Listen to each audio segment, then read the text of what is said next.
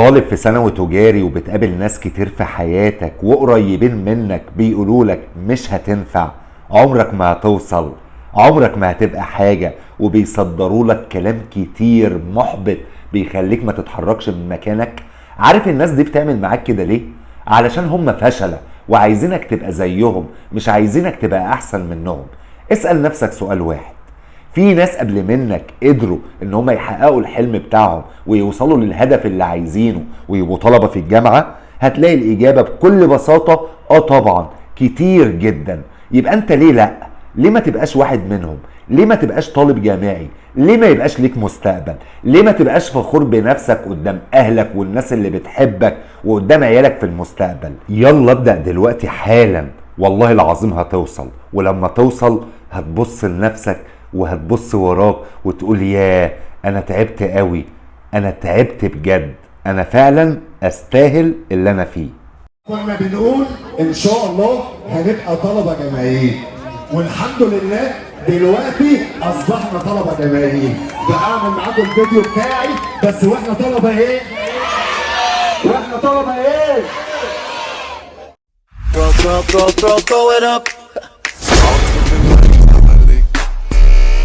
السلام عليكم، ازيكم؟ عاملين ايه؟ يا رب تكونوا تمام. ان شاء الله حلقة النهاردة هتبقى مخصصة لطلبة وطالبات الصف الثالث الثانوي التجاري، شعبة إدارة وشعبة تسويق. حلقتنا النهاردة يا جماعة هتبقى مخصصة في مادة البيزنس. طبعا في ناس كتير بتخاف من مادة البيزنس علشان هي انجليزي يا مستر واحنا ما بنعرفش فيه حاجة. بصوا يا جماعة، انا حابب اعرفكم واطمنكم ان مادة البيزنس دي بالنسبة لكم هتبقى اتفه مادة ومادة سهلة جدا واحسن مادة كمان تجمع فيها درجات. خد بالك ان الحلم بتاعك والهدف بتاعك على بعد اقل من شهرين. انت لازم تبقى طالب جامعي، ما هو انت لو مش هتبقى طالب جامعي مش هيبقى ليك اي لازمة في الحياة. طيب لو عايز تبقى طالب جامعي وتدخل كلية تجارة يبقى لازم تبقى شخص مسؤول، لازم تحط هدفك قدامك من دلوقتي، لازم تشتغل على نفسك ولازم تتعب وتذاكر علشان تقدر تفرح نفسك وتبقى فخور بنفسك قدام اهلك واصدقائك وكل الناس اللي بيحبوك. وقبل ما نبدأ حلقتنا، لو كنت حابب انك تتواصل معانا، تواصل معانا على الارقام اللي ظهرت دلوقتي قدامك على الشاشة علشان تقدر توصل لنا في المكان بتاعنا وتقدر تيجي وتحضر معانا مراجعات ليالي الامتحان. ولو كنت بعيد تقدر تدخل معانا كمان جروبات الواتس علشان تستفيد بكل الشرح اللي احنا بننزله على الجروبات. وما تقلقش، هنبقى معاك في فترة الثانوي وهنبقى معاك في فترة المعادلة ومش هنسيبك غير وانت طالب في كلية تجارة. طيب مادة البيزنس دي ورقة الامتحان بيبقى شكلها عامل ازاي؟ 5 اسئلة. ورقة الامتحان اخر السنة في مادة البيزنس 5 اسئلة. اول سؤالين نظري. نظري ازاي يعني يا مستر؟ ترجمة، كلمات بالعربي نترجمها للانجليزي او العكس، سؤال وصل، سؤال اختر ما بين الاقواس. فلو كنت عايز تضمن درجات النظر في البيزنس لازم تتواصل مع الارقام اللي انا سبتها لك من شويه علشان تدخل معانا الجروبات ويوصل لك كل النظري بتاع البيزنس. يبقى اول سؤالين في البيزنس هيبقوا نظري. طيب السؤال الثالث ستيتمنت اوف اكاونت، كشف الحساب، وده سؤال مهم جدا ولازم يجي في الامتحان وعليه 15 درجه وشرحته قبل كده وهسيبه لك تحت في صندوق الوصف، لو كنت لسه ما شفتوش لازم ترجع تتفرج عليه. طيب والسؤال الرابع يا مستر؟ قوائم ماليه. السؤال الرابع بيبقى عباره عن قوائم ماليه، عندي قائمه دخل، عندي قائمه مركز مالي، عندي الاثنين ممكن يجوا مع بعض. تمام؟ يبقى سؤال القوائم الماليه ممكن يجي لي قائمه دخل، ده السؤال على فكره اللي احنا هناخده النهارده، ممكن يجي لي قائمه مركز مالي، ممكن يجي لي الاثنين مع بعض. النهارده يا جماعه ارخم سؤال في البيزنس، لازم تبقى شارب فنجان قهوه ومركز معايا وتسجل معايا كل كلمه بالورقه والقلم. اما بالنسبه بقى للسؤال الخامس والاخير في ورقه الامتحان بتاع البيزنس فهو 5 اشكال، وان شاء الله في اقرب فرصه هنزل لكم فيديو لل5 اشكال مع بعض، وان شاء الله ان شاء الله مع بعض هنقفل البيزنس وهنضمن فيه 50 درجه وغصب عنك هتبقى طالب جامعي. وحابب افكركم كمان سواء شعبة تسويق سواء شعبة ادارة، احنا شرحنا مواد كتير، شرحنا عربي، شرحنا انجليزي، شرحنا اقتصاد، شرحنا محاسبة، شرحنا مواد كتيرة جدا، ادارة مشروعات، سكرتارية، اعمال، وساطة. كل الكلام ده هتجيبه منين؟ هتدخلوا على القناة يا جماعة، هتجيب حاجة اسمها قوائم التشغيل او بلاي ليست. اول ما تضغط عليها هيظهر لك فولدرات كل المواد. شوف انت محتاج ايه وذاكره، وتاكد ان احنا مع بعض ان شاء الله للجامعه. يلا مش عايز اكتر عليكم اكتر من كده يا جماعه. كل اللي طالبه منك دلوقتي انك تجهز ورقه وقلم وتركز كويس جدا في كل كلمه بقولها وتسجلها كمان. يلا بينا. اول حاجه هنبدا بيها حلقتنا النهارده هي قائمه الدخل. income statement. income statement يعني ايه income statement؟ يعني قائمة الدخل. ويلا كده ورقة وقلم وسجل معايا كل اللي هقوله لك. قائمة الدخل دي ليها شكلين، في قائمة دخل تجارية وفي قائمة دخل خدمية. يبقى انا عندي كم نوع من قائمة الدخل؟ عندي نوعين، قائمة دخل تجارية وقائمة دخل خدمية. هنبدأ بقائمة الدخل التجارية. القائمة بتاع المنشآت الخدمية هسيبها لاخر الفيديو، تمام؟ طيب بنعملها ازاي؟ طبعا في البيزنس احنا مفيش حاجة هتجيلنا مرسومة، احنا اللي لازم نحفظ كل الحاجات اللي عندنا ونحفظ ازاي كمان نرسمها. طيب قائمة الدخل اللي هي الانكم ستيتمنت شكلها بيبقى بالمنظر اللي قدامنا ده يا جماعة. هنجيب ورقة فاضية في كراسة الإجابة اللي هناخدها إن شاء الله يوم الامتحان، وبطول الصفحة هنرسم الشكل اللي قدامنا ده. طيب الانكم ستيتمنت اللي هي قائمة الدخل، أول حاجة بنبدأ بنت سيلز. نت سيلز. نت سيلز يعني صافي المبيعات. يبقى أول حاجة في قائمة الدخل بنبدأ بإيه؟ نت سيلز. نت سيلز. يلا اكتب معايا، نت سيلز يعني صافي المبيعات. بنطرح منها cost of goods sold. بنطرح ايه يا جماعه؟ cost of goods sold يعني ايه؟ يعني تكلفه المبيعات. يبقى اول حاجه في الانكم ستيتمنت اللي هي قائمه الدخل بنبدا بالنت سيلز. نت يعني صافي وسيلز يعني مبيعات. نت سيلز صافي المبيعات. بنطرح منها cost of goods sold تكلفه المبيعات. الناتج اللي بيطلع بيبقى اسمه جروس بروفيت. جروس بروفيت يعني مجمل الربح. يبقى تاني قائمة الدخل عايزين نحفظها مع بعض. بصوا يا جماعة، اتعودوا دايما طالما خلاص انت بتتفرج على فيديو ما تقفلش الفيديو غير وانت حافظه وانت فاهمه. اتعامل على ان النهارده هي مراجعة ليلة الامتحان، اتعامل على ان الامتحان بتاعك بكرة. فانت وانت دلوقتي بتتفرج عليا وماسك في ايدك ورقه وقلم والله العظيم هتطلع مستفيد اكبر استفاده من الحصه اللي انا عاملها لك، تمام؟ يلا ورقه وقلم معايا. انكم ستيتمنت قائمه الدخل، اول حاجه بنبدا بنت سيلز صافي المبيعات، بنطرح منها كوست اوف جودز سولد تكلفه المبيعات. الناتج اللي بيطلع بيبقى اسمه جروس بروفيت يعني مجمل الربح، تمام؟ طيب الخطوه اللي بعد كده بنطرح اكسبنسز. بنطرح الاكسبنسز. الاكسبنسز اللي هي المصروفات. الاكسبنسز اللي هي المصروفات. يبقى الخطوه اللي بعد كده بعد ما بنجيب مجمل الربح بنطرح منه المصروفات اللي هي الاكسبنسز، تمام؟ طيب ورقه وقلم وسجل معايا. المصروفات لازم تبقى حافظها. لو حفظت المصروفات هتسهل عليك البيزنس كله. ليه؟ لان احنا بنستخدمها في حاجات كتير.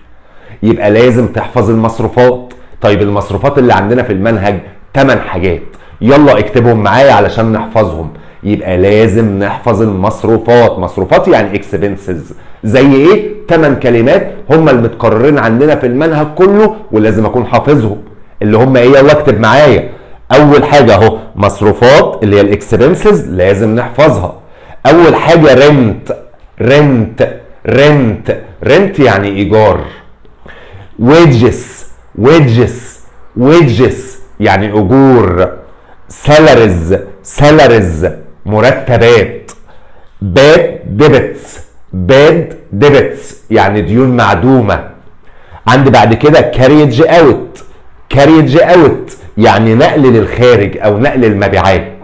عندي بعد كده ديبت انترست. ديبت انترست. ديبت انترست يعني فائده مدينه. فائده مدينه. عندي بعد كده ادفيرتسنج. ادفيرتسنج. ادفيرتسنج يعني اعلان.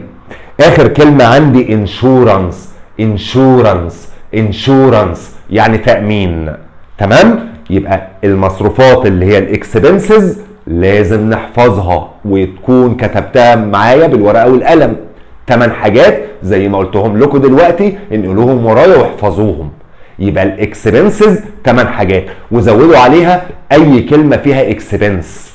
اي كلمه فيها اكسبنس، يعني ايه اكسبنس؟ يعني مصروف. ممكن يقول لي مثلا في التمرين سيلينج اكسبنسز، اي كلمه فيها اكسبنس يعني ده مصروف مبيعات او مصروف اي حاجه يديها لك. يبقى المصروفات بنطرحها، المصروفات بنطرحها، تمام؟ اللي هم ال8 دول، ولازم نكون حافظينهم. اخر خطوه في الانكم ستيتمنت اللي هي قائمه الدخل، بنجمع الريفينيز. ريفينيز يعني ايرادات. يبقى المصروفات بنطرحها والايرادات بنجمعها. طيب الايرادات برضو يلا اكتبها معايا بالورقه والقلم، 3 كلمات بس ولازم تكون حافظهم. اهو ايرادات يعني ريفينيز لازم نحفظها. ايه هما؟ اكتب معايا. كوبونز يعني ايراد اوراق ماليه او كوبونات.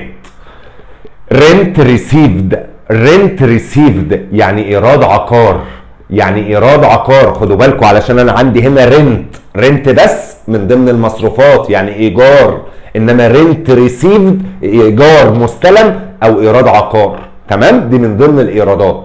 ثالث كلمه كريدت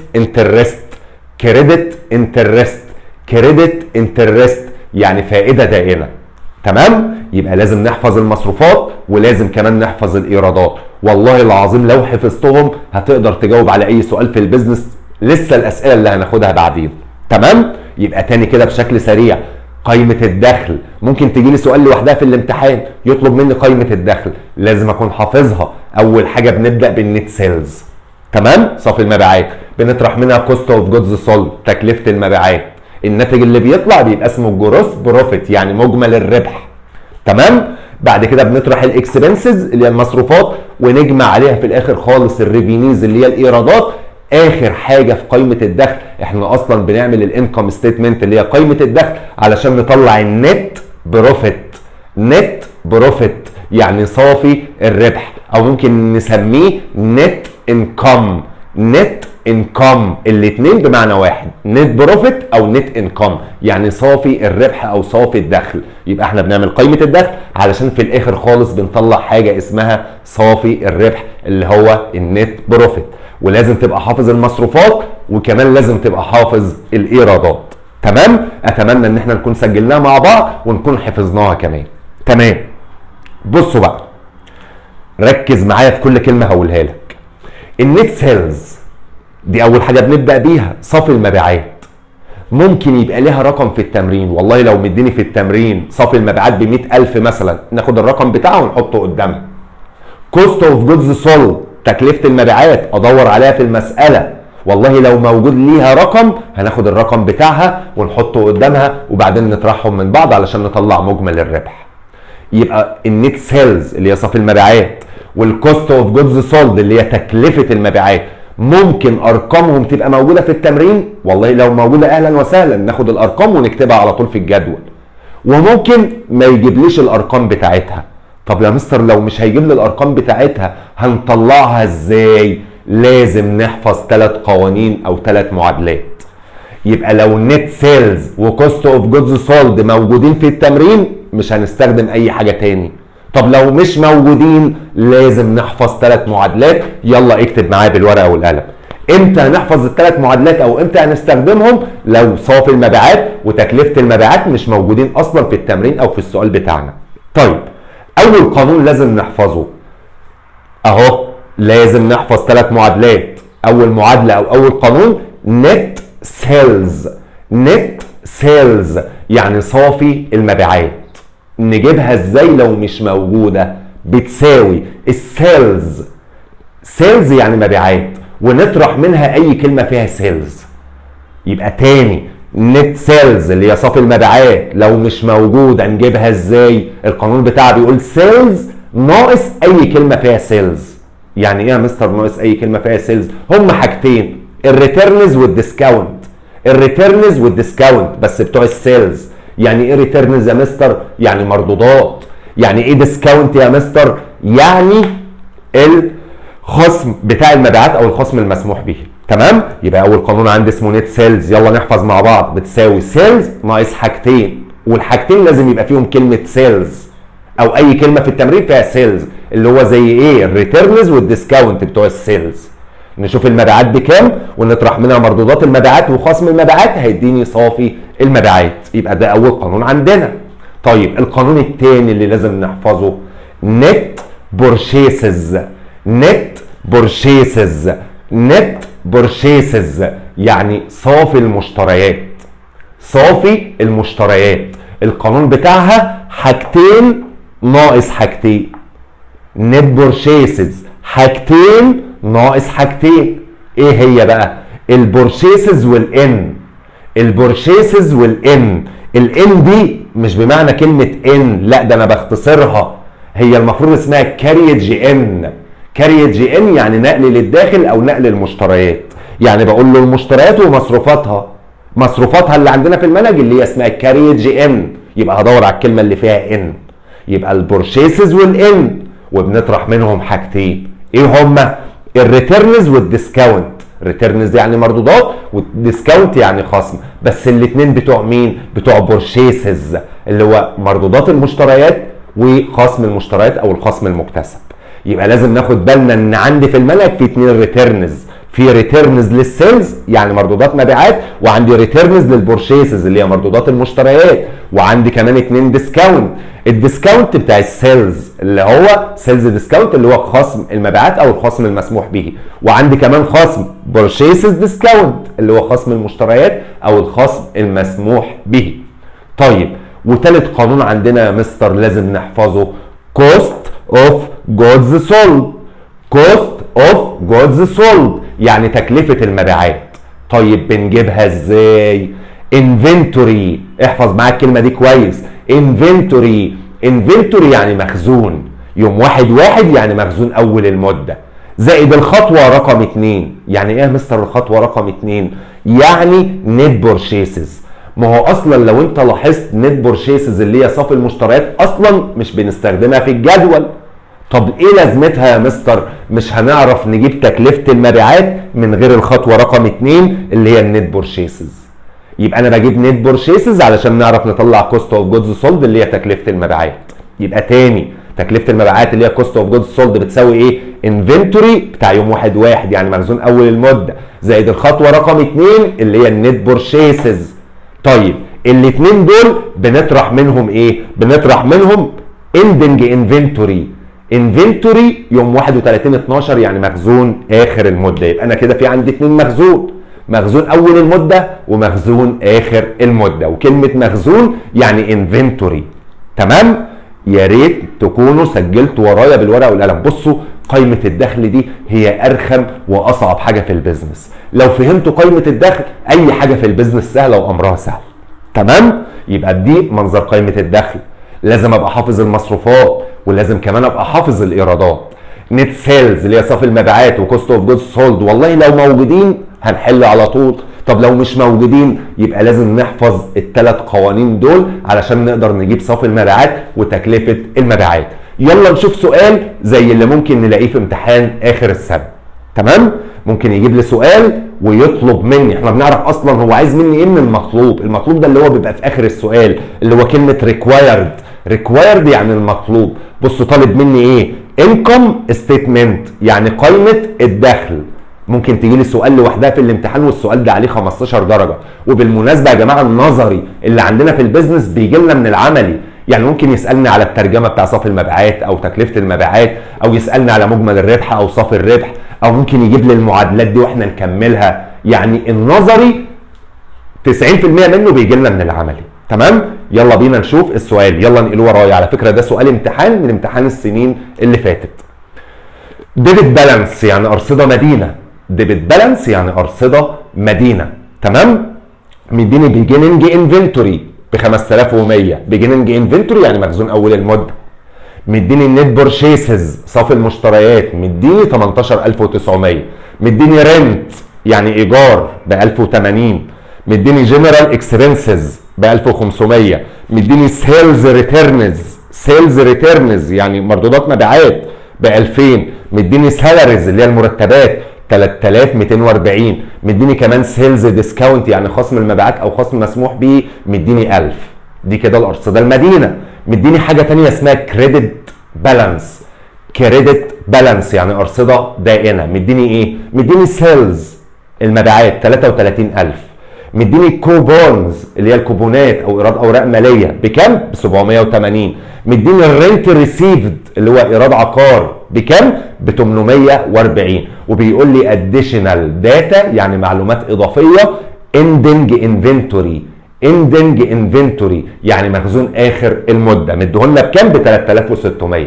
يبقى هو مديني بيجيننج انفنتوري مخزون اول المده، اندنج انفنتوري مخزون اخر المده. مديني ارصده مدينه وارصده دائنه وطالب مني قائمه الدخل. تمام؟ هنحل ازاي؟ زي ما اتفقنا مع بعض، هجيب ورقه فاضيه في كراسه الاجابه بتاعتي وارسم له الجدول بتاع قائمه الدخل اللي انا حافظه. اول حاجه بنبدا بالنت سيلز، بعد كده نرص كده قدامنا، بعد كده بنطرح كوست اوف جودز سولد اللي هي تكلفه المبيعات. الناتج اللي بيطلع بيبقى اسمه جروس بروفيت مجمل الربح، بنطرح منه الاكسبنسز اللي هي المصروفات ونجمع عليه الريفينيز اللي هي الايرادات، هيديني في الاخر النت بروفيت او النت انكم اللي هو صافي الربح. تمام؟ هنرسم المنظر ده كده قدامنا ونخليه جاهز وشكله حلو علشان اللي بيصحح يديك درجاتك كامله. تمام؟ طيب اول حاجه النت سيلز. نت سيلز يعني صافي المبيعات. ندور عليها في التمرين. ادور على نت سيلز، ادور على نت سيلز في السؤال، ادور على نت سيلز. في سيلز يا مستر؟ لا، انا عايز نت سيلز صافي المبيعات. طب ما هي مش موجوده يا مستر. والله لو ليها رقم هناخد الرقم ونحط الرقم بتاعها قدامها. طب لو مش موجوده يا مستر بنعمل ايه؟ بنعوض عنها بالقانون، بجيبها بالقانون. طيب النت سيلز بنجيبها ازاي؟ سيلز اللي هي المبيعات ناقص اي كلمه فيها سيلز. السيلز ناقص اي كلمه فيها سيلز زي السيلز ريتيرنز، سيلز الاونسز يعني مسموحات المبيعات، سيلز ديسكاونت. خلاص تعالوا كده ندور. انا عايز اكتب القانون قدامي كده، سيلز ادور عليها واحط الرقم بتاعها. طب السيلز بكام يا مستر؟ ب 33000.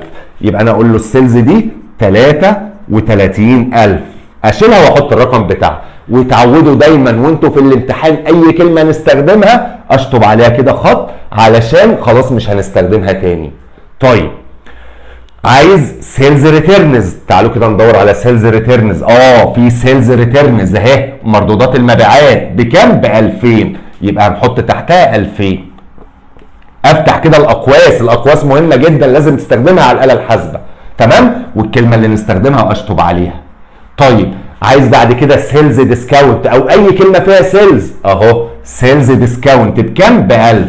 هنحط مكانها كده السيلز ديسكاونت ب 1000. والكلمه اللي نستخدمها برافو اشطب عليها من السؤال علشان مش هنستخدمها تاني. كده انا طلعت المبيعات، هنطرح منها مردودات المبيعات وخصم المبيعات. على الاله الحاسبه هنعمل كل العمليه دي. اقول له 33000 ناقص وافتح قوس، لازم تفتح قوس. اقول له 2000 زائد 1000 واقفل القوس، هيديني على الاله الحاسبه 30000 جنيه. يبقى كده يا جماعه صافي المبيعات طلعت معايا بكام؟ طلعت معايا ب 30000 جنيه. خلاص صافي المبيعات اقوم اكتب قدامها كده 30000 جنيه. طب يا مستر هي المعادلات دي بنعملها قبل الجدول ولا بعد الجدول؟ انت حر. عايز تسيب صفحه فاضيه علشان لو النت سيلز وكوست اوف جود سولد مش موجودين ماشي. عايز تعمل المعادلات في الصفحه اللي بعد قائمه الدخل مفيش مشاكل. اهم حاجه ان احنا نطلع الارقام مظبوطه. يبقى كده احنا طلعنا نت سيلز اللي هي صافي المبيعات. عايزين بقى كوست اوف جودز سولد. مش هنعرف نجيب تكلفه المبيعات غير الاول لما بنجيب نت بورشيسز اللي هي صافي المشتريات. طب تعالوا كده ندور، هنلاقيه مديها لنا جاهزه اهو، نت بورشيسز صافي المشتريات. يبقى كده احنا مش هنستخدم القانون ده يا جماعه. ليه يا مستر مش هنستخدمه؟ علشان هو مدينا نت بورشيسز جاهزه. نت بورشيسز بكام؟ ب 18900. هو مديها لنا جاهزه في السؤال اصلا ب 18900 واشطب عليها كده من السؤال. تمام؟ يبقى كده احنا هنضطر ان احنا ما نستخدمش القانون ده. ليه؟ لان هو مديهولي جاهز. طيب تعالوا بقى نجيب كوست اوف جودز سولد تكلفه المبيعات. انفنتوري يوم 1/1 اللي هو مخزون اول المده، مديهولي اول كلمه في الامتحان اهو. بيجيننج انفنتوري 5100. يبقى انا اقول له مخزون اول المده 5100 زائد الخطوه رقم 2. ايه الخطوه رقم 2 يا مستر؟ اللي هي النت بورشيسز اللي هو مديها لنا اصلا في السؤال 18900 اهو.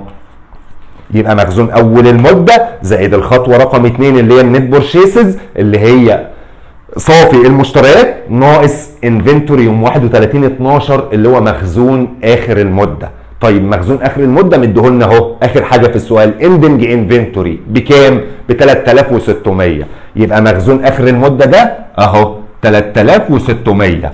3000 وكام؟ و600. والكلمه اللي نستخدمها اشطب عليها خلاص من السؤال علشان مش هنستخدمها تاني. تمام؟ طيب على الاله الحاسبه هقول له 5100 افتح قوس زائد 18900 واقفل القوس ناقص 3600 هنحسبهم على الاله الحاسبه نشوف هيديني كام. هيديني 20400. هيديني كام يا جماعه؟ هيديني 20400. يبقى تكلفه المبيعات طلعت ب 20400. ناخد الرقم ده ونحطه على طول في الجدول 20400. يبقى كده يا جماعه احنا جبنا مين؟ صافي المبيعات بكام؟ ب 30000. وجبت كمان تكلفه المبيعات طلعت معايا ب 20400. نطرحهم من بعض على الاله الحاسبه هقول له 30000 ناقص 20400 نشوف هيديني كام على الاله الحاسبه. هيديني 9600. يبقى مجمل الربح يا جماعه ب 9600. يبقى كده احنا طلعنا الجروس بروفيت اللي هو مجمل الربح. اسيبه بقى دلوقتي. تمام. وبعد كده يا مستر نطرح المصروفات. والمصروفات دي المفروض ان انا حافظها اللي هم 8 كلمات لازم تكون حافظهم. طيب اديك طريقه كمان اسهل علشان نقدر نطلع المصروفات. ندور عليها في الارصده المدينه. ندور عليها فين يا جماعه؟ المصروفات دي علشان اعرف اطلعها ادور عليها في الارصده المدينه. طب تعالوا كده نشوف. والارصده المدينه طبعا الكلمات اللي استخدمتها مش هنستخدمها تاني. دي خلاص انا استخدمتها في القانون بتاع تكلفه المبيعات. ودي كمان استخدمتها. رنت يعني ايجار من ضمن المصروفات بكام؟ ب 1080. يبقى انا اقول له كده رنت بكام يا مستر؟ ب 1080 من قلب السؤال. والكلمه اللي احنا نستخدمها يا جماعه اشطب عليها. طيب تعالوا كده نشوف في كلمات تانية لسه ما استخدمتهاش. جنرال اكسبنسز. اي كلمه فيها اكسبنس. اي كلمه فيها اكسبنس بكام؟ ب 1500. يبقى انا هقول له كده جنرال اكسبنسز بكام؟ ب 1500. يبقى مصروفات عموميه ب 1500. والكلمه اللي نستخدمها زي ما قلت لكم نشطب عليها كده من قلب السؤال. طيب سيلز ريتيرنز استخدمتها. سالاريز يعني مرتبات ب 3240 من ضمن المصروفات. يبقى انا اقول له كده سالاريز بكام؟ السالاريز اللي هي المرتبات ب 3240. 3240. والكلمه اللي نستخدمها اشطب عليها على طول من السؤال. كده مفيش ولا كلمه هنا خلاص ما استخدمتهاش. شكرا. طب تعالوا كده نشوف بقى الايرادات دي بنجيبها منين؟ اهو ندور عليها في الارصده الدائنه. ندور عليها فين يا جماعه؟ الايرادات دي علشان نجيبها بطريقه سهله ادور عليها على طول في الارصده الدائنه. والايرادات دول 3 لازم اصلا نكون حافظينهم. طب تعالوا كده ندور في الارصده الدائنه. الكلمه اللي استخدمتها خلاص. بقى عندي كوبونز يعني كوبونات من ضمن الايرادات بكام؟ ب 780. يبقى انا اقول له كده كوبونز بكام؟ ب 780. طيب والكلمه اللي نستخدمها يا جماعه اشطب عليها كده من قلب السؤال. بعد كده رينت ريسيفد من ضمن الايرادات. من ضمن الايرادات يعني ايراد عقار بكام؟ ب 840. يبقى انا اقول له كده رينت ريسيفد بكام يا مستر؟ الرنت ريسيفد ب 840. تمام. والكلمه اللي نستخدمها اشطب عليها على طول من السؤال. طيب في كلمات لسه ما استخدمتهاش؟ لا يا مستر استخدمت كل الكلمات. يبقى خلاص اقفل بقى الجدول بتاعي. تمام. احنا طلعنا صافي المبيعات ب 30000 ناقص تكلفه المبيعات ب 20400، طرحنا الاثنين من بعض مديني 9600 اللي هو مجمل الربح. بنطرح منه المصروفات ونجمع عليه الايرادات. طيب بنطرح المصروفات ازاي؟ طب يا مستر انا طلع عندي في التمرين 3 مصروفات، نجمع ال3 دول على بعض. ال3 مصروفات دول اجمعهم على بعض اشوف هيديني كام علشان نعرف نطرحه. تعالوا نشوف هيديني كام على الآلة الحاسبة. هيديني 5820. هيديني كام يا اخوانا؟ 5820. ال 5820 دول اللي هم المصروفات، والمصروفات بنعمل فيها ايه؟ بنطرحها من مين؟ من مجمل الربح. اهو مجمل الربح هنطرح منه المصروفات، والناتج اللي يطلع نسيبه دلوقتي علشان هقول لكم هنعمل فيه ايه. يبقى انا اقول له كده على الآلة الحاسبة 9600 ناقص 5820 هيديني 3780. هيديني كام يا جماعه؟ 3780. الرقم ده هنجمع عليه الايرادات. طب الايرادات عندي كام ايراد هنا في التمرين؟ 2. يبقوا الاثنين دول انا لازم اجمعهم على بعض، لازم نجمع الاثنين دول على بعض. تعالوا كده نشوف هيديني كام يا جماعه. 780 زائد 840 هيديني 1620. مين هم ال 1620 دول يا مستر؟ دول اللي هم الايرادات. طب الايرادات بنعمل فيها ايه؟ بنجمعها على اخر رقم. يبقى الاثنين دول نجمعهم على بعض والناتج اللي يطلع يبقى ده النت بروفيت اللي هو صافي الربح. يلا كده نجمعهم على بعض. هقول له كده 3780 زائد 1620 هيديني 5400. هيديني كام يا جماعه؟ 5400 اللي هو النت بروفيت او صافي الربح. انا عارف ان قائمه الدخل طويله ورخمه، بس دي اصعب حاجه في البيزنس. لو سجلت ورايا كل حاجه اقسم بالله هتبقى سهله بالنسبه لك. النت سيلز والكوست اوف جودز سولد اللي هو صافي المبيعات وتكلفه المبيعات دول ممكن يبقوا موجودين في السؤال. والله لو موجودين هنحط ارقامهم، مش موجودين لازم نحفظ ال3 معادلات دول. المصروفات 8 كلمات لازم تكون حافظهم اهم، سجلهم معايا بالورقه والقلم واحفظهم. طب بندور عليهم فين؟ بندور عليهم في الارصده المدينه.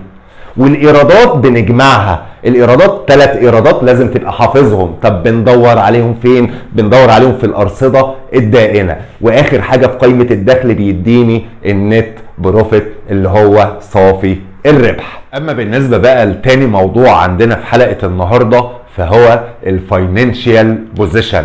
فاينانشال بوزيشن هنعلمها بكلمه بوزيشن، يعني قائمه المركز المالي. خدوا بالكم يا جماعه ان الاسئله النظري في البيزنس بتجيلنا من الاسئله العملي بنسبه كبيره. يعني ممكن تلاقي الكلمه دي من ضمن كلمات الترجمه اللي موجوده في اول سؤالين اللي هم الاسئله النظري. فاينانشال بوزيشن يعني قائمه المركز المالي. ممكن يجي لي في الامتحان سؤال لوحده. يبقى انا ممكن السؤال ده يجي لي ازاي؟ ممكن يطلب مني قائمه دخل زي ما خدناها من شويه، ممكن يطلب مني فاينانشال بوزيشن اللي هي قائمه المركز المالي. وتعالوا نشوف هنحفظها علشان نعملها ازاي في الامتحان. هنجيب في كراسه الاجابه ورقه جديده ونسطرها بطول الصفحه بالمنظر اللي قدامكم ده، زي الرسمه بتاع قائمه الدخل بالظبط. تمام؟ بس قائمه المركز المالي اللي هي الفاينانشال بوزيشن بنقسمها نصين. النص اللي فوق كده بنحط فيها حاجات هنشوف هنحط فيها ايه، والنص اللي تحت بنحط برضو فيها حاجات هنعرفها دلوقتي. يبقى الفاينانشال بوزيشن بنرسم جدول بطول الصفحه ونقسمه نصين. النص اللي فوق هنجمعه مع بعض والنص اللي تحت هنجمعه مع بعض، ولازم الاثنين يطلعوا متساويين. لازم الرقم بتاع المجموع اللي فوق يطلع قد الرقم بتاع المجموع اللي تحت، ولو ما طلعش قد التاني يبقى فيه مشكله عندك في الحل. تمام؟ طبعا احنا خدنا قائمه المركز المالي في سنه اولى وخدناها في سنه ثانيه وفي سنه ثالثه بناخدها بالانجليزي. وعارفين ان احنا اول حاجه بنبدا بالايه؟ بالاصول، الاصول الثابته والاصول المتداوله. تمام؟ طبعا انا هقول لكم دلوقتي على طريقه هتلخص معاك كل حاجه، وهتبقى اسهل طريقه بالنسبه لك اللي هتخليك تقفل السؤال ده بكل سهوله. انا مش هحفظ اصول ثابته واصول متداوله والكلام ده كله، انا هديك دلوقتي لعبه هتعملها ان شاء الله هتقفل الامتحان ده وهتقفل السؤال ده بكل سهوله. تمام؟ الجزء اللي فوق مش هكتب له بقى الفيكسد اسيدز والكارنت اسيدز اللي هي الاصول الثابته والاصول المتداوله اللي مش عايزك تحفظ. تمام؟ هنحط فوق كل الارصده المدينه ما عدا كلمه دروينج. كل الارصده المدينه ما عدا كلمه دروينج. دروينج يعني مسحوبات. تمام؟ يبقى فوق هنا يا جماعه هنحط كل الارصده المدينه ما عدا كلمه دروينج. هنحط كل الارصده المدينه ما عدا كلمه دروينج. يا مستر يعني احنا في الامتحان مش هنعمل اصول ثابته واصول متداوله؟ دي مش هننقص عليها درجات؟ لا، ما بننقص عليها درجات، احنا بنتحاسب على الارقام وعلى النواتج اللي بتطلع. تمام؟ انت طلعتها ازاي مش مهم، المهم انك تطلعها مظبوط. فانا دلوقتي بعلمك طريقه سهله جدا، طريقه مستر ابراهيم اللي هتخليك تحب البيزنس ويبقى بالنسبه لك تافه وسهل. تمام؟ يبقى الفاينانشال بوزيشن هنقسمه نصين، الجزء اللي فوق هنحط فيه كل الارصده المدينه ما عدا كلمه دروينج. طب هنجيبها منين يا مستر؟ ما هو في الامتحان هيبقى مديك ارصده مدينه وارصده دائنه، هناخد كل الارصده المدينه ما عدا كلمه اسمها دروينج اللي هي المسحوبات ونجمعهم على بعض، والناتج اللي يطلع هنسيبه لغايه ما نشوف المجموع اللي تحت هيطلع زيه ولا لا. تمام؟ طب والجزء الثاني او النص الثاني يا مستر بنعمل فيه ايه؟ في 3 كلمات ثابتين لازم يتحطوا ورا بعض، يلا اكتبهم معايا بالورقه والقلم. كابيتال. كابيتال. كابيتال يعني راس المال، بنجمع عليه نت انكم. نت انكم. نت انكم يعني صافي الربح او صافي الدخل، وبنطرح الدروينج، الكلمه اللي انا سبتها فوق بنطرحها تحت. دروينج بنطرح الدروينج اللي هي المسحوبات. يبقى راس المال زائد صافي الربح ناقص المسحوبات.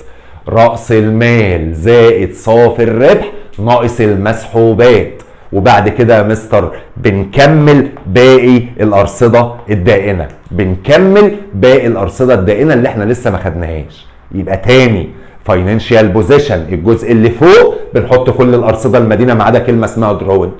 تمام؟ طريقه سهله جدا، اي حد ما خدش بيزنس قبل كده هيقدر يفهمها ويستوعبها ويقفل السؤال كمان. الجزء اللي تحت ببدا ب3 كلمات ثابتين لازم يبقوا ملزوقين في بعض ورا بعض كده بالترتيب.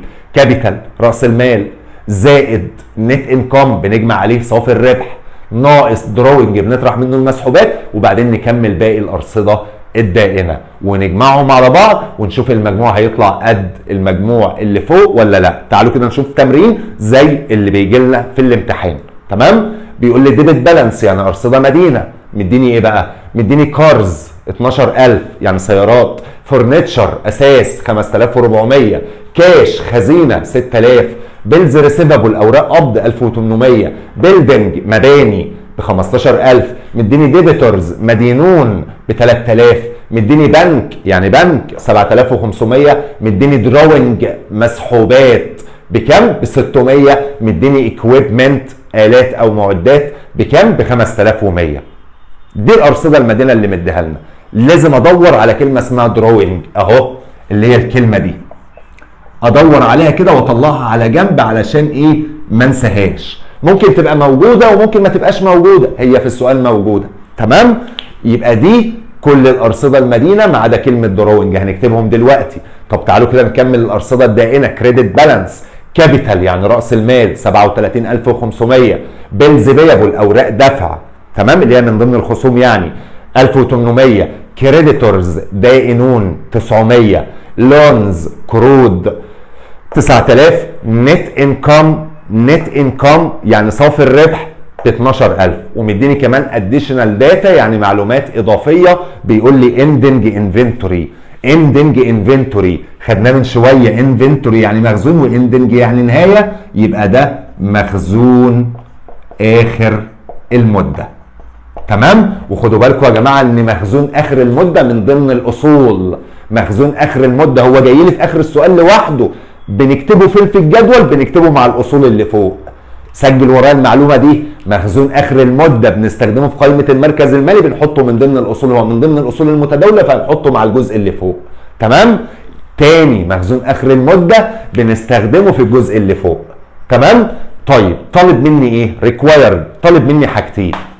اول حاجه الفاينانشال بوزيشن اللي هي قائمه المركز المالي اللي هنعملها دلوقتي، وطالب مني كمان ذا اونرز ايكويتي. اونرز ايكويتي اكتب معايا، اونرز ايكويتي يعني قائمه حقوق الملكيه، وهنشوف هنعملها ازاي دلوقتي. تمام.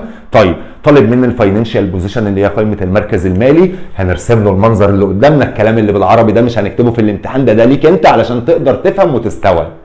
فوق بنحط مين؟ بنحط كل الارصده المدينه ما عدا كلمه دروينج. هناخد كل الارصده دي نكتبها هنا ما عدا الكلمه دي. يلا نشوف هيطلعوا معانا ازاي ومجموعهم هيبقى كام. هم يا جماعه نقلناهم زي ما هم بالظبط. اول حاجه القرض ب 12000، حطيت القرض ب 12000 والكلمه اللي نستخدمها اشطب عليها على طول علشان مش هنستخدمها تاني. فرنتشر 5400، حطيت الفرنتشر 5400 والكلمه اللي نستخدمها اشطب عليها. الكاش ب 6000 اهو كاش 6000 واشطب عليها. بيلز ريسيفابل 1800، بيلز ريسيفابل 1800 اهو واشطب عليها. بيلدنج 15000، بيلدنج 15000 واشطب عليها. بعد كده ديبيتورز ب 3000، هقول له الديبيتورز 3000 ونشطب عليها من المساله. بنك 7500، بنك 7500 واشطب عليها من المساله. دروينج ما بناخدهاش، بناخد كل الارصده المدينه ما عدا كلمه دروينج علشان دي بنستخدمها تحت بنطرحها. تمام. يبقى سيب الكلمه دي دلوقتي. ايكويبمنت بكام؟ ب 5100، اقول له ايكويبمنت 5100 وبعدين نزود عليهم مخزون اخر المده. نزود عليهم مين يا جماعه؟ خلاص الكلمه دي انا استخدمتها. بنزود مخزون اخر المده. مخزون اخر المده طلع معايا بكام؟ ب 4200، هقول له ب 4200. تمام. وبعدين اشطب عليها علشان مش هنستخدمها في المساله بعد كده. يبقى مخزون اخر المده بنحطها من ضمن الارصده المدينه اللي بنحطها فوق. طب وبعد كده يا مستر هنجمع كل الارقام دي على بعض على الاله الحاسبه. نمسك الاله الحاسبه كده ونعد الاصفار واحنا بنستخدم علشان الصفر ممكن يضيع المساله. يعني اقول له 1 2 3 اصفار زائد 5 4 صفرين وهكذا. نجمع كل الارقام دي على بعض وفي الاخر اضغط يساوي هيديني 60000. يبقى مجموع كل الاصول سواء الثابته او المتداوله هيديني كام يا جماعه؟ 60000 واسيب الرقم ده دلوقتي. تمام. خلاص. الجزء بقى اللي تحت فيه 3 كلمات ثابتين ولازقين في بعض. راس المال زائد صافي الربح ناقص المسحوبات. تمام. طيب تعالوا كده نشوف مديني راس المال.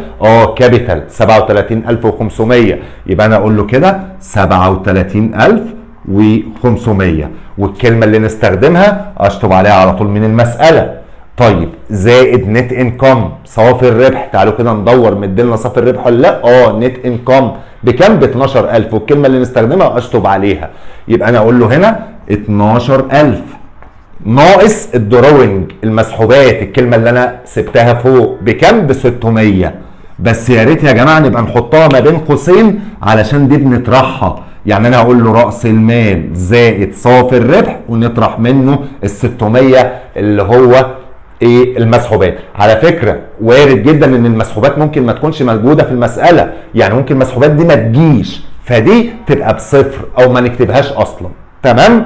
طيب يبقى الكلمه دي خلاص انا استخدمتها مش هنستخدمها تاني. طيب بعد كده يا مستر بنكمل ايه؟ الخصوم اللي هي القرض والدائنون واوراق الدفع. لو مش عايز تحفظهم بكمل باقي الارصده الدائنه. بنكمل ايه يا جماعه؟ باقي الارصده الدائنه اللي انا لسه ما استخدمتهاش. زي ايه؟ راس المال استخدمتها، بيلز بيبل ما استخدمتهاش يبقى انا اكتبها. يبقى انا اقول له كده بيلز بيبل بكام؟ البيلز بيبل ب 1800، اقول له 1800 واشطب عليها خلاص من المساله. بعد كده كريديتورز، كريديتورز ب 900 يبقى انا اقول له كده كريديتورز بكام؟ ب 900 ونشطب عليها من قلب التمرين. لونز 9000 يبقى انا اقول له كده لونز 9000. تمام. واشطب عليها كده من المساله. طيب لسه في كلمات تانية انا ما استخدمتهاش يا جماعه. تعالوا كده ندور. علشان كده بقول لك اي كلمه تستخدمها اشطب عليها علشان انت في الامتحان متوتر ومستعجل فوارد جدا انك ممكن تنسى حاجه. طب تعالوا كده نشوف. هتلاقونا استخدمنا كل الكلمات اللي موجوده. طيب نعمل ايه بقى يا مستر؟ نمسك آلة حاسبة واقول له كده 37500 زائد 12000 ناقص على الآلة الحاسبة يلا معايا ناقص 600 وبعد ال 600 اقول له زائد 1800 زائد 900 زائد 9000 اضغط يساوي هنلاقيه مدلنا على الآلة الحاسبة 60000. لو ما طلعش معاك 60000 يبقى في حاجة انت كاتبها غلط او جامع غلط او طارح غلط او اي حاجة، ترجع تعيد حساباتك من اول وجديد. تمام؟ يبقى كده الفاينانشال بوزيشن خلصت بالشكل السهل والسريع اللي احنا شفناه. كل الاصول المدينه ما عدا كلمه دروينج، تحت الثلاث كلمات دول لازقين في بعض، وبعدين نكمل باقي الارصده الدائنه ونجمع اللي فوق ونجمع اللي تحت، ولازم الاثنين يطلعوا قد بعض. تمام؟ طب يا مستر انا كده عملت المطلوب الاولاني، طب المطلوب الثاني ايه ده؟ طالب مني اونرز ايكويتي. طالب مني اونرز ايكويتي يعني قائمه حقوق الملكيه. طيب هنعملها ازاي يا مستر؟ اهو هقول له كده رقم 2 اونرز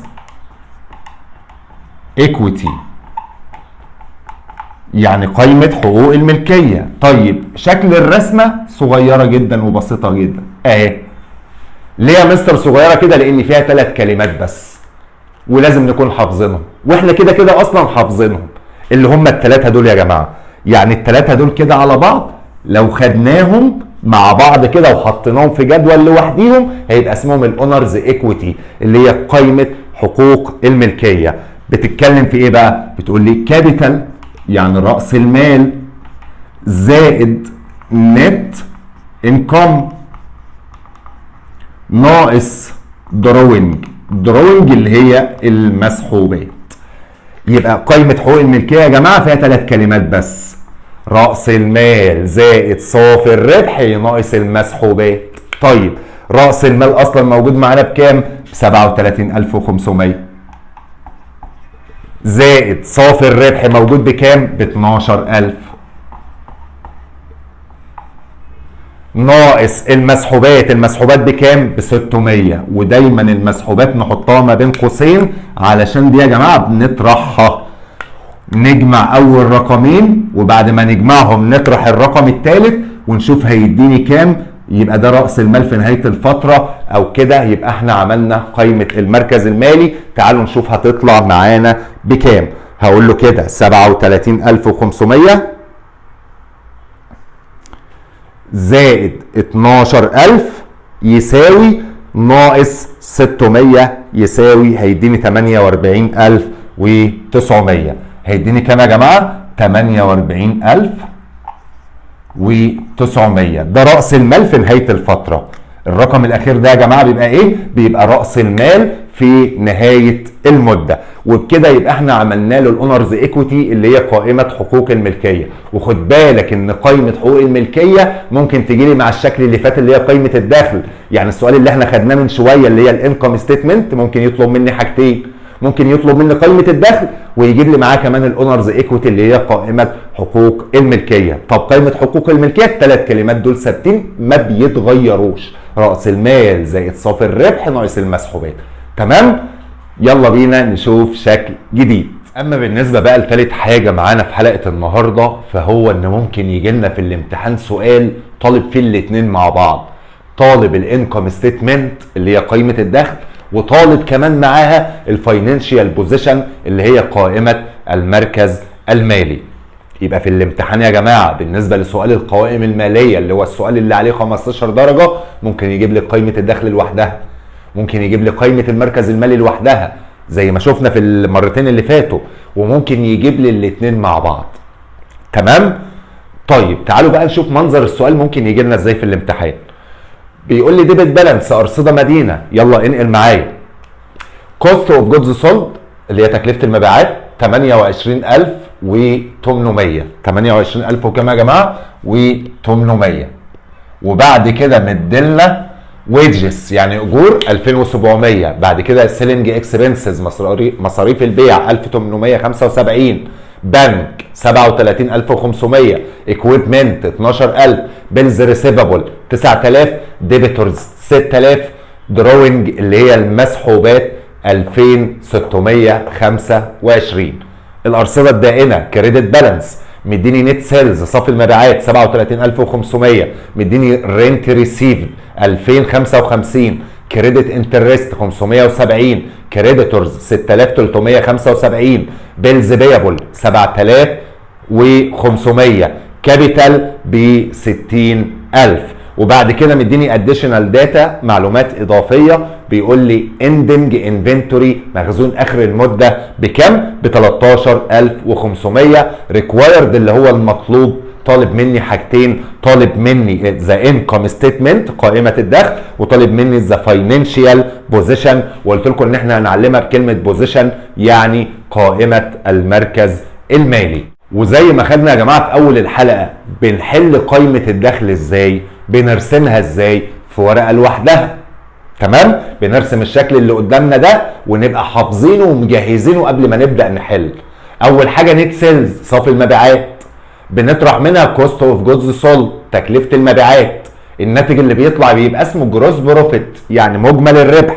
جروس بروفيت يا جماعه يعني مجمل الربح. تمام؟ مجمل الربح نسيب رقمه دلوقتي. ليه؟ هنطرح منه الاكسبنسز اللي هي المصروفات، وطبعا احنا حافظينها 8 مصروفات لازم تبقى حافظهم وسجلتهم ورايا. وفي الاخر بنجمع الريفينيز اللي هي الايرادات. تمام؟ علشان في الاخر قائمه الدخل دي بنعملها عشان نطلع ايه في الاخر؟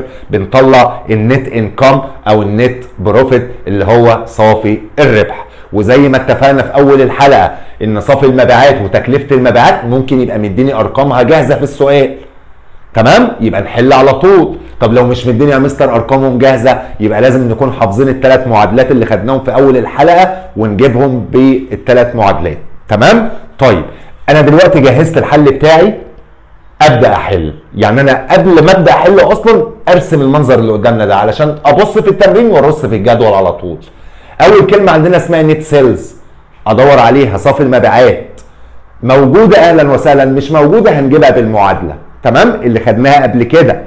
طيب لا مديها لنا اهو نت سيلز 37500، يبقى كده مش هنعمل اول معادله. يبقى صافي المبيعات بكام يا جماعه؟ 37500. دي كده صافي المبيعات. وزي ما اتفقنا ان الكلمه اللي نستخدمها اشطب عليها على طول علشان مش هنستخدمها تاني. تمام؟ بنطرح منها كوست اوف جودز سولد تكلفه المبيعات، والله لو موجوده هنحط رقمها، مش موجوده هنستخدم القوانين اللي استخدمناها في اول الحلقه. طب تعالوا كده ندور هنلاقيها موجوده. اول كلمه كوست اوف جودز سولد بكام؟ 28800. يبقى ناخد الرقم على طول ونحطه قدامها 28800. والكلمه اللي نستخدمها اشطب عليها على طول من التمرين. طيب بعد كده يا مستر نعمل ايه؟ امسك الاله الحاسبه ونطرح الرقمين دول من بعض. هقول له 37500 اللي هي صافي المبيعات ناقص تكلفه المبيعات 28800 هيديني على الاله الحاسبه كام يا جماعه؟ هيديني 8700. هيديني كام؟ 8700. نحط الرقم على اليمين خالص، ده اللي هو الجروس بروفيت اللي هو مجمل الربح. اللي هو مين يا جماعه؟ اللي هو مجمل الربح. تمام؟ طب الخطوه اللي بعد كده بنطرح المصروفات، والمصروفات ده انا لازم ابقى حافظها، وهم 8 مصروفات. تمام؟ ادور عليهم. طب علشان نطلعهم بكل سهوله نجيب المصروفات منين؟ بنجيبها من الارصده المدينه. بندور على المصروفات فين؟ بندور عليها في الارصده المدينه، وهم 8 كلمات لازم ابقى حافظهم. طب تعالوا كده نشوف. ويدجز. ويدجز يعني ايه؟ يعني اجور من ضمن المصروفات. يا مستر من ضمن المصروفات. يبقى نكتب الرقم بتاعه على طول، اقول له كده ويدجز بكام؟ ب 2700. نحط رقمها كده 2700، والكلمه اللي نستخدمها اشطب عليها على طول من التمرين. طيب تعالوا كده نشوف اللي وراها. سيلينج اكسبنسز فيها كلمه اكسبنس يعني من ضمن المصروفات، يبقى ناخد الرقم بتاعها ونكتب الكلمه في المصروفات. سيلينج اكسبنسز 1875. يبقى انا اقول له كده سيلينج اكسبنسز بكام يا مستر؟ ب 1875. يبقى انا بقول له كده 1875، والكلمه اللي نستخدمها اشطب عليها على طول. طيب البنك من ضمن المصروفات؟ لا يا مستر دي من ضمن الاصول الثابته، هنحطها في قائمه المركز المالي كمان شويه. ما هي المصروفات انا لازم ابقى حافظها 8 مصروفات. طيب اكويبمنت يعني الات او معدات من ضمن المصروفات؟ لا يا مستر بيلز ريسيفابل اوراق قبض من ضمن المصروفات؟ لا يا مستر انا حافظهم هم 8 كلمات بس ومش هيطلع منهم الامتحان. طيب ديبيتورز مدينون من ضمن المصروفات؟ لا يا مستر مش من ضمن المصروفات، مش من ضمن الثمان كلمات اللي انا حافظهم. طيب دروينج اللي هي المسحوبات من ضمن المصروفات؟ لا يا مستر انا حافظهم هم 8. طيب في حاجه تانية في الارصده المدينه؟ لا، يبقى هو في التمرين مش مديني من المصروفات غير حاجتين بس، الويجز والسيلنج اكسبنسز. كده شكرا، مفيش مصروفات تاني في التمرين. تمام؟ لازم تبقى حافظ المصروفات. طيب الخطوه اللي بعد كده بنجمع مين؟ بنجمع الايرادات، الريفيني، وهم 3 ايرادات لازم تبقى حافظهم وخدناهم في اول الحلقه. تمام؟ طيب علشان نطلعهم بكل سهوله ادور عليهم فين؟ نجيب الايرادات من الارصده الدائنه. نجيب الايرادات من الارصده الدائنه، وهم 3 ايرادات لازم تبقى حافظهم. تعالى كده نشوف. نت سيلز استخدمتها خلاص. رنت ريسيفد ايراد عقار من ضمن الايرادات، يبقى ناخد على طول رنت ريسيفد 2055 ونكتبه. يبقى انا اقول له هنا كده رنت ريسيفد بكام يا مستر؟ ب 2055. 2055 والكلمه اللي نستخدمها اشطب عليها على طول من التمرين. طب تعالوا كده ندور. كريدت انترست فائده دائنه من ضمن الايرادات؟ من ضمن الثلاث كلمات الايرادات اللي انت مديهم لنا يا مستر، يبقى على طول اخدها واحطها في قلب الجدول. اقول له كده كريدت انترست بكام يا مستر؟ الكريدت انترست ب 570، يبقى نحط رقمها كده 570 واشطب عليها على طول من قلب المساله. طب تعالوا كده نشوف في ايرادات ثانيه ولا لا. كريديتورز دائنون مش من ضمن الايرادات. بيلز بيبل اوراق دفع مش من ضمن الايرادات. كابيتال راس المال مش من ضمن الايرادات. طيب الارصده الدائنه خلصت؟ خلصت يا مستر، يبقى كده مش مديني في التمرين غير 2 ايراد بس من ال3 اللي المفروض نبقى حافظينهم. تمام؟ يبقى كده هنجمع الارقام ونخلص قائمه الدخل. انا قلت له صافي المبيعات ناقص تكلفه المبيعات بيديني مجمل الربح، طلع معايا بكام؟ 8700. اسيب الرقم دلوقتي. بنطرح منه مين؟ المصروفات، يبقى الاتنين دول لازم اجمعهم على بعض نشوف هيديني كام علشان دول يبقوا هما المصروفات. هنمسك الآلة الحاسبة بتاعتنا واقول له 2700 زائد 1875 هيديني 4575. هيديني كام يا مستر؟ 4575. دول اللي هم المصروفات اللي عندنا. طيب المصروفات بنعمل فيها ايه يا مستر؟ بنطرحها من مين؟ من مجمل الربح. يبقى انا هقول له مجمل الربح ناقص المصروفات اللي احنا طلعناها. تعالوا كده نشوف هيديني كام. هقول له 8700 ناقص 4575 هيديني 4125. 4125.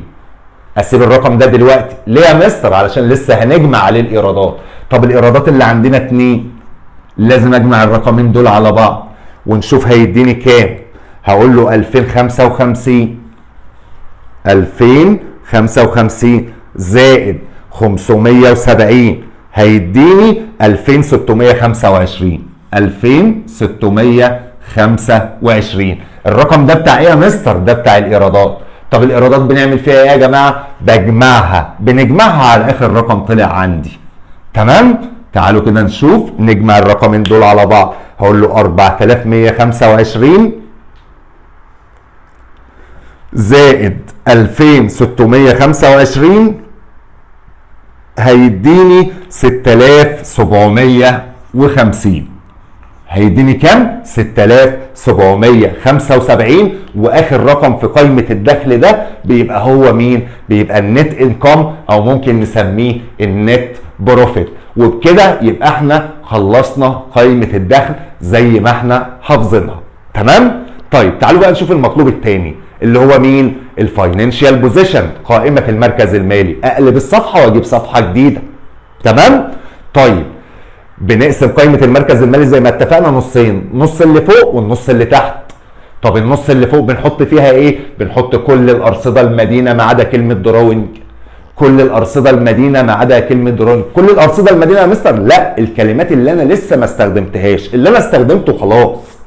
يبقى انا هاجي على الارصده المدينه هناخد كل الكلمات اللي انا لسه ما استخدمتهاش، بس ما عدا كلمه واحده. ايه هي الكلمه؟ اللي هي كلمه دروينج. دروينج يعني مسحوبات. يبقى هناخد كل الكلمات دي بس اللي استخدمته خلاص ان كوست اوف جود سولد استخدمتها، ويدجز استخدمتها، سيلينج اكسبنس استخدمتها. مين؟ بنك. يبقى انا اقول له كده بنك بكام بقى البنك؟ البنك 37500. اقول له كده 37500. طيب والكلمه اللي نستخدمها اشطب عليها على طول من المساله. اكويبمنت 12000. اقول له كده اكويبمنت 12000. طيب واشطب عليها على طول من المساله. بيلز ريسيفابل 9000. يبقى انا اقول له كده بيلز ريسيفابل بكم؟ ب 9000. طيب اللي وراها واشطب عليها الاول من التمرين. ديبيتورز ب 6000. يبقى انا اقول له كده ديبيتورز بكام يا مستر؟ ب 6000.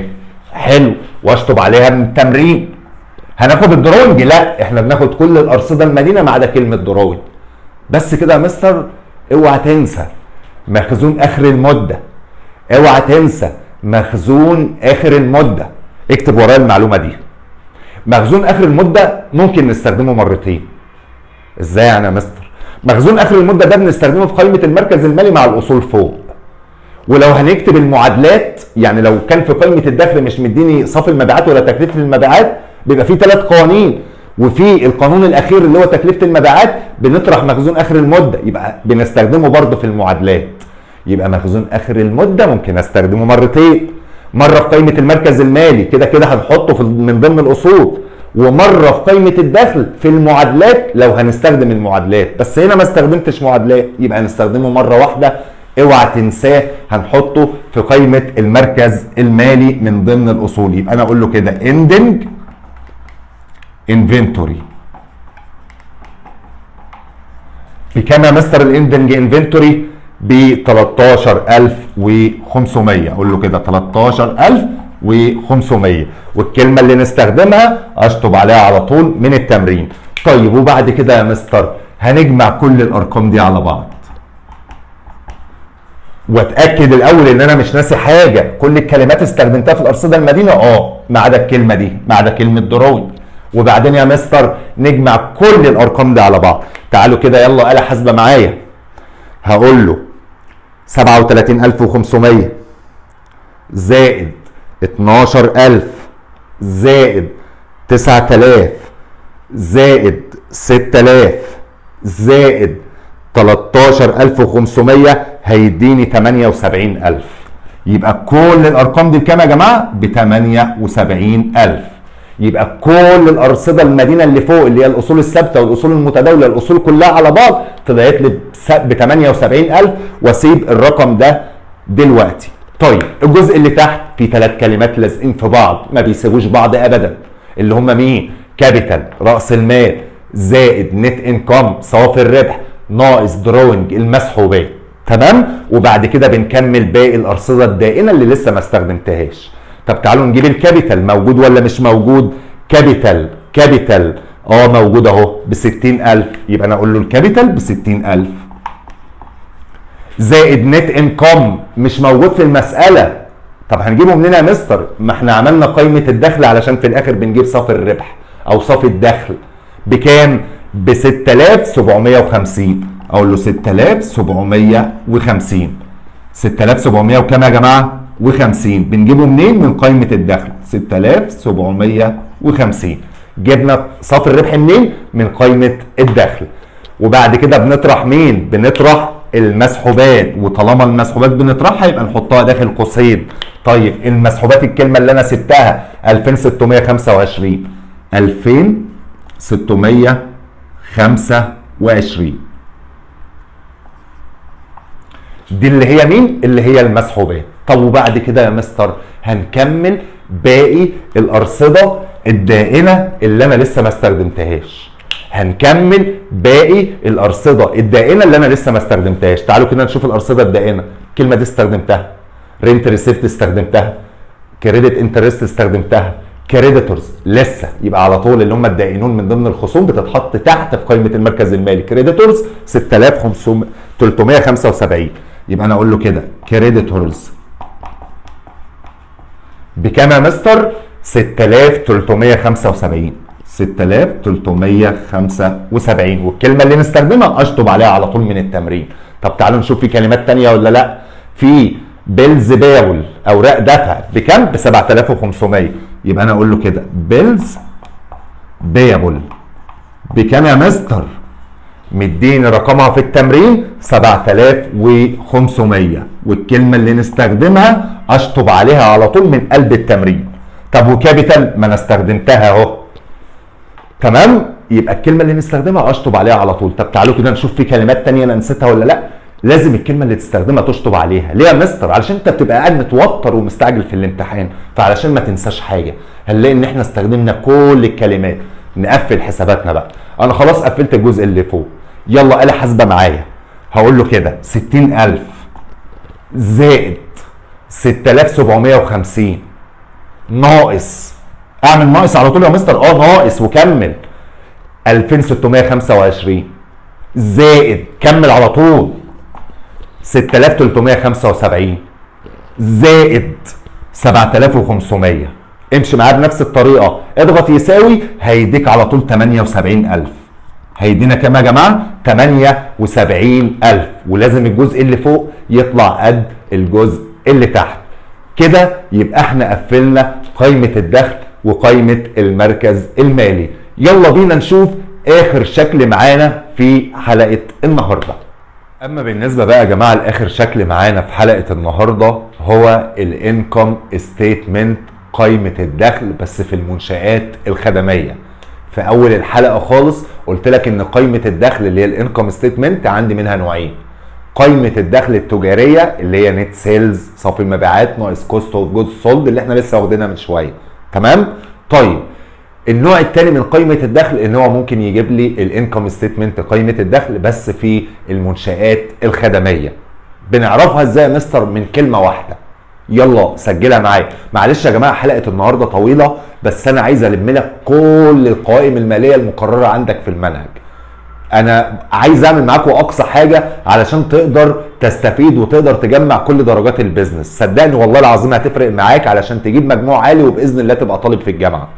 مش هتبقى طالب في الجامعه الا اذا تعبت واشتغلت على نفسك.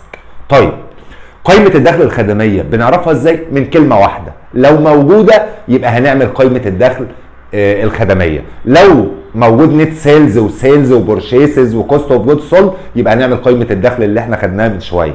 ايه هي بقى الكلمه دي؟ سيرفيس ريفينيو. سيرفيس ريفينيو يعني ايراد خدمي. سيرفيس ريفينيو يعني ايراد خدمي. لو لقيت الكلمه دي موجوده في قلب السؤال وطالب منك قائمه الدخل يبقى اعرف على طول ان هو طالب منك قائمه الدخل في المنشآت الخدميه، وهي قائمه خفيفه جدا واسهل من القائمه الثانيه بكتير. بنرسمها ازاي؟ هنحفظها ازاي؟ نفس الشكل. انكم ستيتمنت نفس الشكل، بس بدل ما بنبدا بصافي المبيعات هنبدا بالكلمه بتاعتنا اللي هي ايه؟ سيرفيس ريفينيو، الايراد الخدمي. سيرفيس ريفينيو اللي هي الايراد الخدمي، وبنطرح منه الاكسبنسز اللي هي المصروفات بس. يبقى قائمه الدخل في المنشآت الخدميه خطوتين. بنجيب الايراد الخدمي اللي هو السيرفيس ريفينيو ونطرح منه الاكسبنسز اللي المفروض انت تبقى حافظها، اللي هم 8 مصروفات. والله العظيم لو حفظت الايرادات والمصروفات كل القوائم هتبقى معاك سهله. تمام؟ طيب الاكسبنسز بنجيبها منين؟ بندور عليها في الارصده المدينه، وهم 8 مصروفات لازم نبقى حافظينهم. يبقى دي قائمه الدخل في المنشآت الخدميه. الايراد الخدمي ناقص المصروفات. الايراد الخدمي ناقص المصروفات بيديني مين في الاخر؟ النت انكم او النت بروفيت اللي هو صافي الربح او صافي الدخل. يبقى خطوتين اتنين. الايراد الخدمي ناقص المصروفات. الايراد الخدمي ناقص المصروفات. يلا بقى تعالوا كده نحل.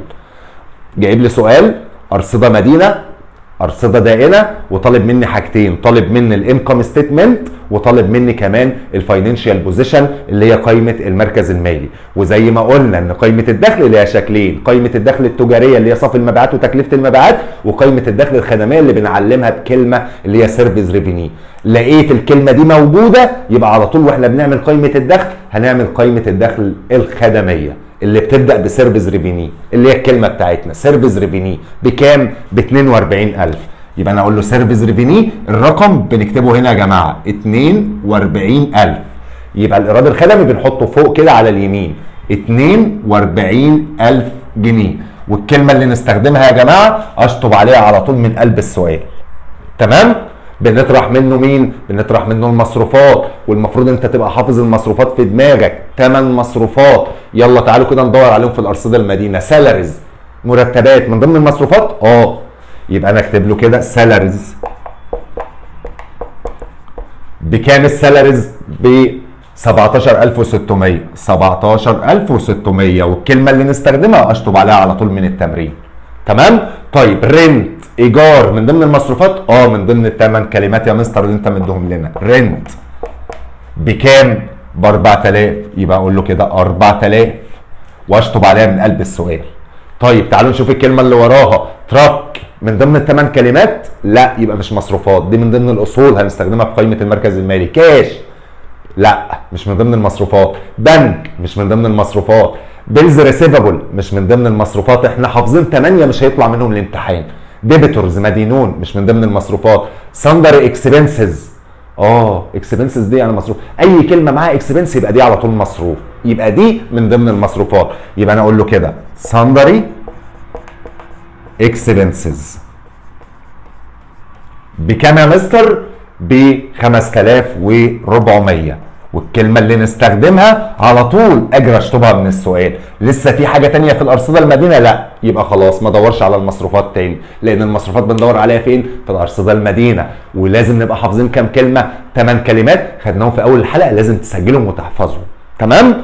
طيب وبعد كده الايراد الخدمي طلعناه اهو، ناقص المصروفات. يعني المصروفات ده انا لازم اجمعها على بعض الاول قبل ما نطرحها، اجمع كل المصروفات على بعض اشوف هتديني كام. تمام؟ هقول له كده 17600. 17600 زائد 4000 زائد 5400، خلاص هيديني 27000. يبقى المصروفات بكام يا جماعه؟ ب 27000. وبعد كده اقول له الايراد الخدمي ناقص المصروفات.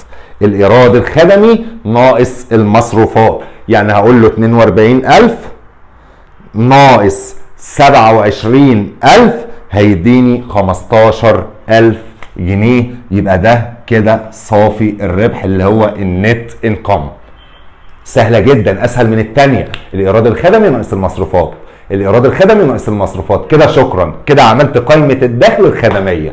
تمام؟ طالب مني بعد كده ايه؟ الفاينانشال بوزيشن، ودي سهله جدا وعارفينها.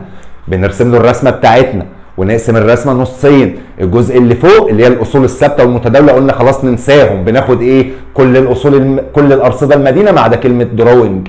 كل الارصده المدينه ما عدا كلمه دروينج. تمام؟ كل الارصده المدينه يا مستر؟ لا، اللي لسه ما استخدمتوش، اللي استخدمته خلاص. طب تعالوا كده نشوف. دي استخدمتها. الرنت خلاص. التراك لا، يبقى نحطها. يبقى انا اقول له كده تراك بكام يا مستر؟ ب 50000. يبقى انا اقول له هنا 50000. طيب واشطب عليها من قلب السؤال كاش 28000. يبقى انا اقول له كده كاش ب 28000 واشطب عليها من قلب السؤال. بعد كده بنك 10000. يبقى انا اقول له كده بنك 10000 واشطب عليها من قلب السؤال. طيب اللي بعد كده بيلز ريسيفبل ب 3000. يبقى انا اقول له كده بيلز ريسيفبل بكام؟ ب 3000. طيب اللي بعدها واشطب عليها طبعا من قلب السؤال ديبيتورز ب 2000. يبقى انا اقول له ديبيتورز 2000. طيب واشطب عليها من قلب السؤال. لسه في هنا حاجه تانية؟ امال فين كلمه دروينج يا مستر؟ مش موجوده. خلاص شكرا. بناخد كل الارصده المدينه ما عدا كلمه دروينج. في ناس بقى هتقوم جامعه كل دول على بعض. اوعى تنسى مخزون اخر المده. اوعى تنسى مخزون اخر المده، بنحطه من ضمن الاصول في قائمه المركز المالي. يبقى هنا على طول اقول له كده اندنج انفنتوري بكام يا مستر؟ الاندنج انفنتوري ب 7000. يبقى انا اقول له هنا 7000 واشطب عليها كده من قلب السؤال. تمام؟ نعمل ايه؟ نمسك الاله الحاسبه ونجمع كل الارقام دي على بعض. تعالوا كده نشوف هتطلع معانا بكام. هقول له كده امسك يلا آلة حاسبة واحسب معايا. 50000 زائد 28000 زائد 10000 زائد 3000 زائد 2000 زائد 7000 هيديني 100000. يبقى كل الأصول يا جماعة طلعت معايا بكام؟ ب 100000 جنيه. الأصول دي كلها طلعت ب 100000 واسيب الرقم ده دلوقتي. طب الجزء اللي تحت 3 كلمات ورا بعض لازقين في بعض. كابيتال رأس المال زائد نت انكم صافي الربح ناقص دروينج المسحوبات. طيب تعالوا كده نشوف رأس المال موجود؟ موجود اهو. بكام؟ ب 65000. يبقى انا اقول له رأس المال 65000. والكلمة اللي نستخدمها اشطب عليها من قلب التمرين. نت انكم مش هتلاقيها في السؤال علشان هو جايب لي قائمة دخل، وقائمة الدخل بنجيب منها صافي الربح. صافي الربح بكام؟ ب 15000. يبقى انا اقول له هنا 15000 ناقص المسحوبات مش موجودة في التمرين. خلاص شكرا. شرطة كده، لو مش عايز تكتبها خلاص. طب وبعد كده يا مستر بنكمل باقي الأرصدة الدائنة اللي أنا لسه ما استخدمتهاش. طيب دي سيرفيس ريفينيو استخدمتها في قائمة الدخل، كابيتال استخدمتها، بيلز بيابل أوراق الدفع من ضمن الخصوم أكتبها على طول. يبقى أنا أقول له كده بيلز بيابل بكام؟ ب 12000. يبقى أنا أقول له هنا 12000. طيب وبعد كده اشطب عليها من قلب السؤال. كريديتورز دائنون بكام؟ ب 8000. اقول له كده كريديتورز ب 8000 واشطب عليها كده من قلب السؤال. اشوف لسه في حاجه ثانيه في الارصده الدائنه؟ لا. طب لسه في حاجه اصلا في المساله ما استخدمتهاش؟ لا. نقفل بقى الحسابات بتاعتنا. هنعمل ايه؟ هنجمع كل الارقام دي على بعض. طبعا ما فيش حاجه هنا نطرحها لان المسحوبات مش موجوده. هقول له كده 65000 زائد 15000 هيديني 80000. 80000 و12 92000. 92000 و8000 هيديني 100000. ولازم الجزء اللي تحت يطلع قد الجزء اللي فوق. وبكده يا جماعه يبقى احنا خلصنا كل اشكال القوائم الماليه اللي ممكن تجيلي في الامتحان. اصعب سؤال في الامتحان، بس ان شاء الله لو كنت مركز معايا في الحلقه دي كده كده هيبقى بالنسبه لك حاجه تافهه ولازم ورقه وقلم. الفيديو كان طويل بس معلش ليه؟ لان ده ارخم واصعب سؤال في الامتحان. وكده كده الطالب اللي عايز يدخل جامعه او الطالب الجامعي خد بالك ان انت بعد ايام، مش هقول لك بعد شهور، بعد ايام ان شاء الله هتبقى طالب في الجامعه. فانت لازم تبقى شخص مسؤول. مسؤول ازاي؟ يعني لازم تبقى عارف هدفك وانسى خلاص اللعب. هدفك وحلمك قدامك لازم توصل له، لازم تشتغل على نفسك. ما ننساش بقى يا جماعه نعمل شير كتير علشان كل الكلام ده يوصل لطلبه غيركم محتاجاه. اشوفكم ان شاء الله في فيديو جديد وباذن الله مع بعض للجامعه. سلام.